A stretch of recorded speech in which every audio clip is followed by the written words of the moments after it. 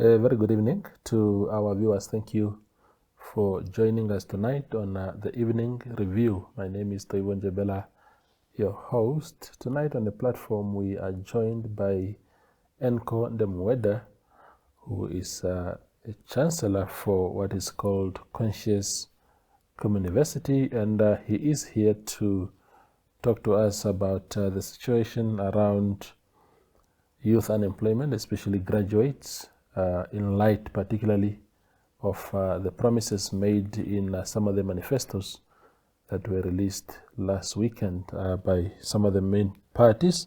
Thank you very much, Enko, for making time.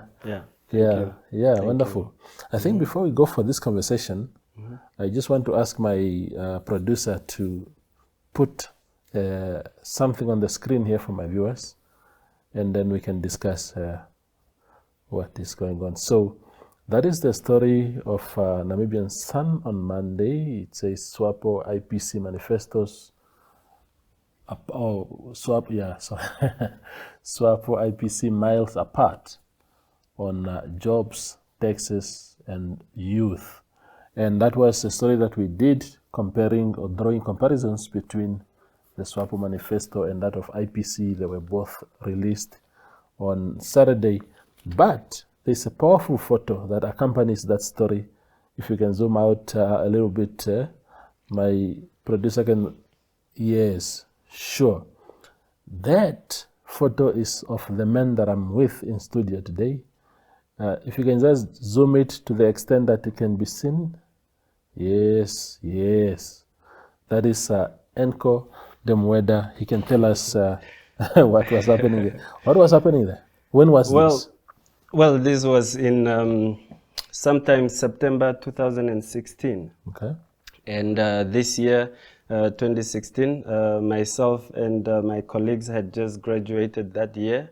And it was then mentioned by the then Minister of Finance that they will block 15,000 entry jobs positions into the government. And that was Kalish Lightwine. Oh, yes, sir. And us knowing very well that the government is indeed the greatest employer, we could not understand such. So we organized ourselves with few other graduates whom we found who were unemployed for a while, and we were fresh graduates that time.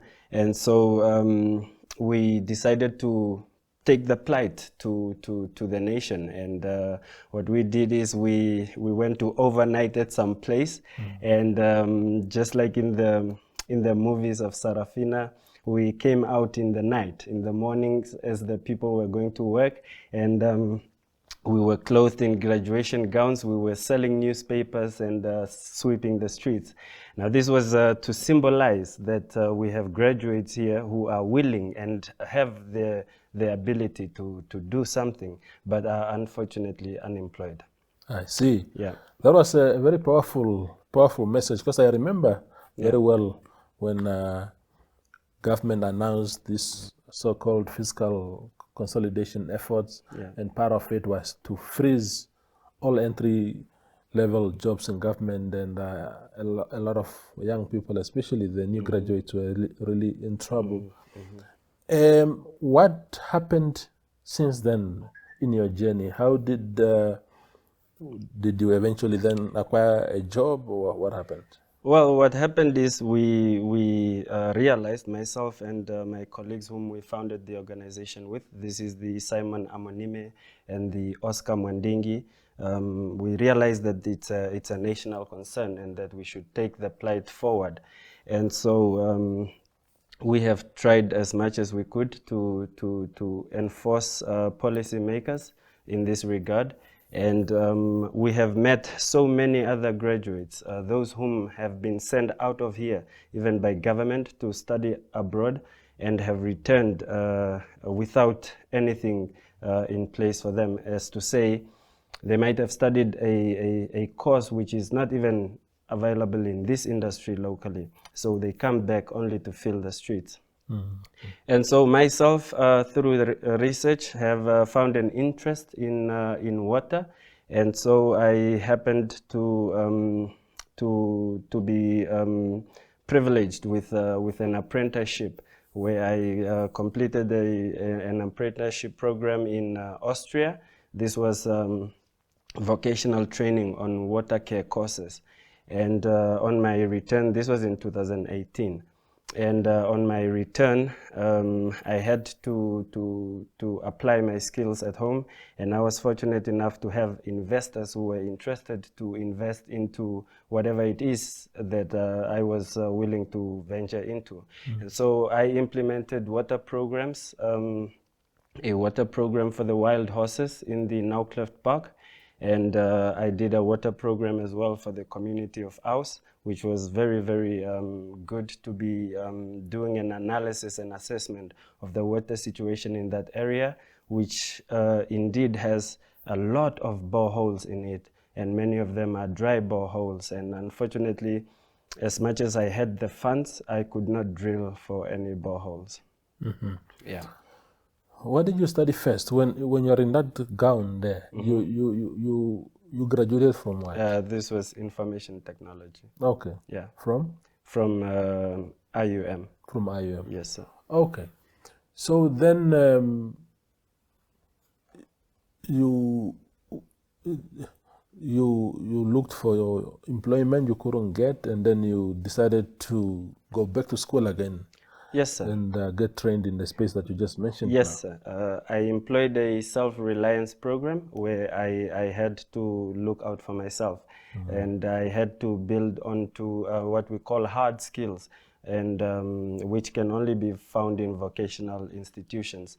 What they provide in other tertiary institutions are more of soft skills, and it is usually the hard skills that are much more important.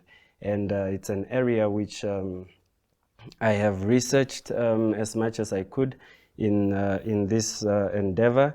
And I will say in all our studies, history has been known to reward research. Yeah. And I will say this here with me is the curriculum, the education curriculum of the grades 8, 9, and 10. This is the year 1991. And I'll read for you that we had in this curriculum, the vocational programs, we had things such as woodwork, metalwork, welding, motor mechanics, bricklaying. This was all in this curriculum. And I will say that all these programs have been deliberately scraped out of the curriculum, and has turned out to bring about so many challenges that are involved in this survey that was conducted by the International Labour Organization as well as Namibia Employers Federation. I was also involved in this survey myself as a graduate, and so this survey looked into the challenges in which the employers find themselves seeing in the employability of graduates. And the employers themselves have many points or reasons for their negative rating, and I'll just read about 2 or so. I'll say, it says here, the employers have claimed that the education standards are poor, graduates seem to learn the parrot way. It says here as well that too little practice, practical exposure. Primary education is not preparing people enough for entering the next level. Now, the curriculum of 1991 I just mentioned is a curriculum that had objectives to prepare the lower phases for tertiary level. And that is no longer happening, and that is why we find ourselves in this predicament where employers have no faith in employing graduates, especially local graduates. Yeah. So when you got yourself into the water space now that you are in, is it are you there? Are you looking for formal employment, if you like? Are you looking for a job, or do you think that? So, in other words, are you looking for a job and not getting it, or you have no longer looked for jobs since then, and therefore this is what is your employment? Well, even with my qualifications from Austria, I have sought for jobs because I am only an administrator and a local implementer of projects here of an international relief aid NGO, which is based in Austria. So locally, I am not employed. I have even applied for a what is this, a water meter reader job at City of Windhoek, and it was only after a year that they responded to me. And this is even a systematic employment system that they have, but that's how long it took for them to respond to. Yeah. Did you get the job? It was a negative response. It was a negative response. Yeah, Okay. yeah. So this surely is not just an Enko problem. This is a problem of many young people in the Absolutely, country. absolutely. But what is the situation like on the ground? As far On as the ground, first of all, in our streets and in our neighborhoods, the graduates are of no inspiration whatsoever to the fellow youth because they go there and they come back only to be in the streets again. So they offer no inspiration to the young folks in their neighborhoods.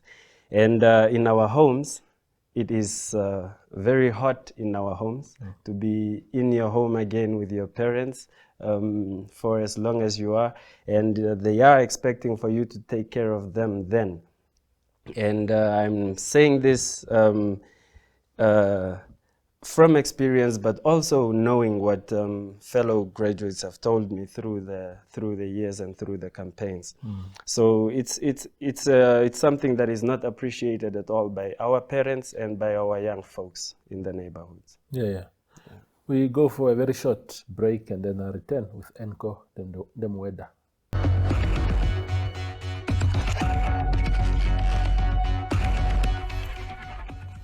The show continues with Enko Ndemuweda. Now, again, I just want to display that photo from 2016. That's 8 years ago.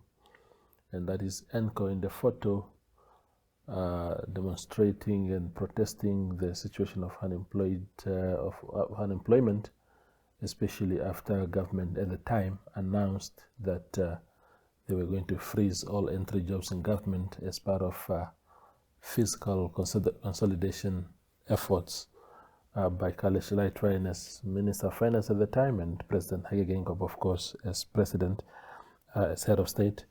The SWAPO manifesto and that of IPC, I will just read from what the two parties said. As far as Namibian Sun, as far as what Namibian Sun reported is concerned, it says here that in its election manifesto, SWAPO promises to create over 250,000 jobs over the next 5 years, while IPC elected not to dive into numbers, but listed a myriad of reforms of systems and current institutions, such as the Development Bank of Namibia, to make job creation easier. And the story goes on to say, of course, that Namibia faces a staggering high unemployment rate with around 40% of youth unemployed. This is not a simple number. You could almost say, Enko, here that even 250,000 people, if 40,000, if 40% of young people are unemployed, even 250,000 jobs is not a big number in the picture, because the elections, the voter registration results that came out recently from ASEAN says that 900,000 of the voters that registered are young people. Of course, some of those are employed. But what is your assessment of these promises by the political parties as someone who's job hunting? Wow. Well, I think there will be some kind of conflict of interest, if I am to answer to that, specifically to the promises made by the political parties. Yeah. I can rather only say or advance for people to get this book. It's a book written by a brother, Franz Felipe Kanjilu. It's a job versus work. And it's for those, not only those who are looking for jobs, but also those who are already in the job market, on how to perform and take the seriousness of their job, because certainly taking a job for granted would be an insult to those who have no jobs. Yeah.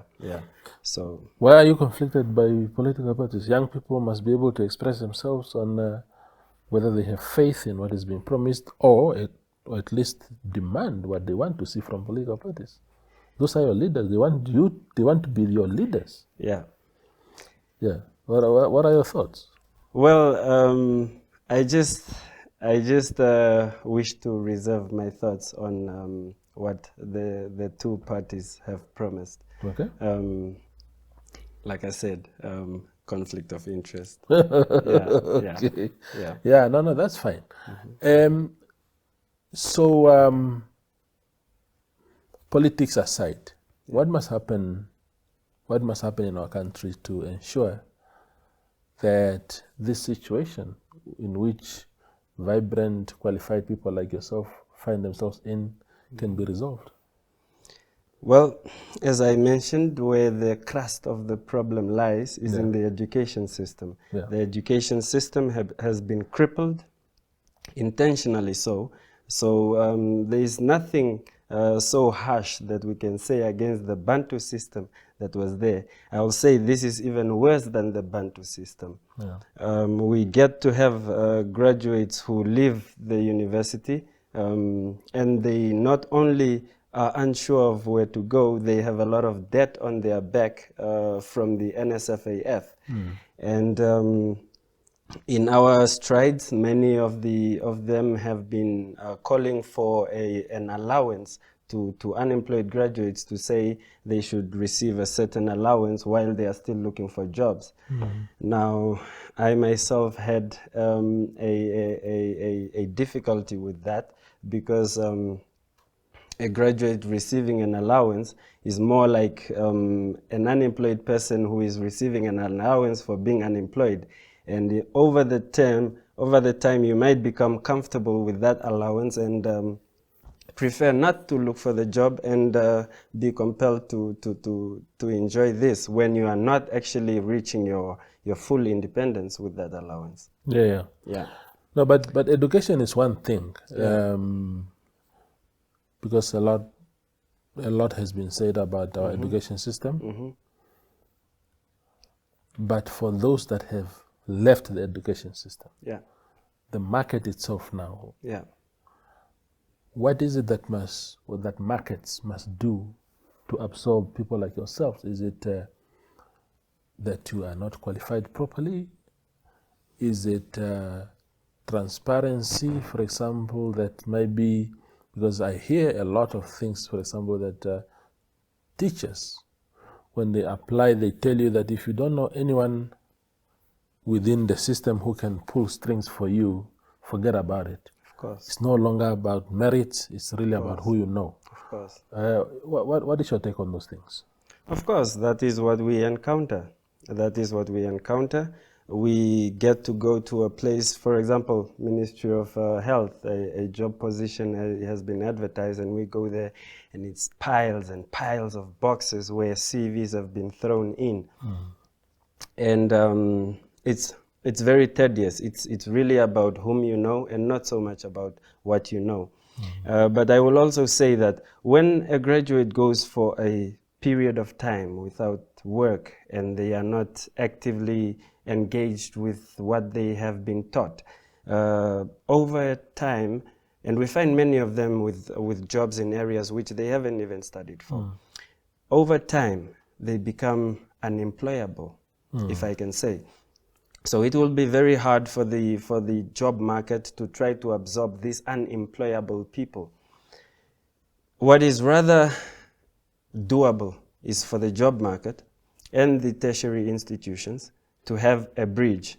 And this should actually be legislated.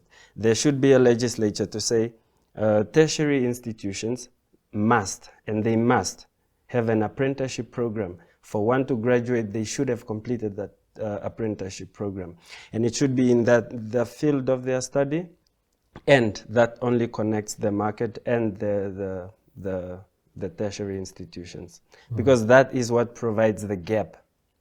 Yeah. How about things like attracting investments that companies set up in Namibia, and that that automatically comes with the need to employ people? Yeah. Well, okay, I see now where you are driving to. Well, we are establishing new industries, or new industries are coming up now. And these new industries are the oil and gas. So we should find a way in which we can enhance those who have been through the education system. And this is by capacitating them with what the new industries are bringing. And this can only be a greater employment creation if we grasp those who have already gone through the education system with some kind of guidance or skills and education. Yeah.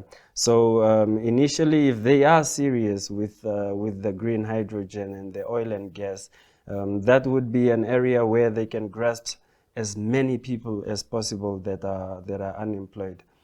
We have already attempted it, though, myself and my colleagues. We have, after this 2016, we then found to have a database of so many graduates that are unemployed. And so we took it up to ourselves to say that since the president is promising that there will be 25,000 jobs provided by Harambee Prosperity Plan, let us organize 25,000 graduates who are unemployed and let us take them to State House.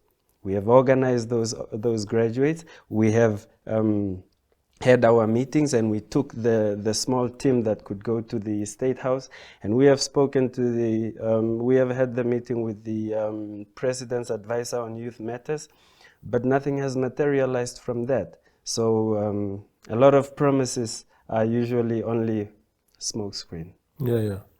You mentioned something very important earlier, and that is this idea that we must create unemployment funds, where some sort of pocket money get handed out to people. As opposed to, I mean, you're a young man and you have aspirations for your life. Would you rather have something like that for immediate comfort, or do you say, for example, that money, since the country doesn't really have a lot of money to do both, realistically speaking, so would you rather say that money should rather be invested into industries to create jobs, and you kill two birds with one stone by first growing your economy through those investments while employing your people, so that Enko here is not just a guy waiting for $700 a month, but really get enough money to set up his own family, get his basics like a car to move from point one to B, a house, and invest in your life. Yeah. Well, I will be very selfless and speak for others as well, and say that yes, an allowance would provide some kind of assistance, short-term assistance, while you are in the predicament of seeking for a job, because it's quite expensive. It's the copies, and it's the taxi money, and it's everything else that you will need for you to get there. And even traveling for an interview, you would find, because the country's decentralization system is not so good, you would find someone coming all the way from the south to have an interview here in Windhoek, and it's expensive. They will need some kind of assistance in that regard, and family members are not so comfortable with assisting as much as they can. it would be feasible.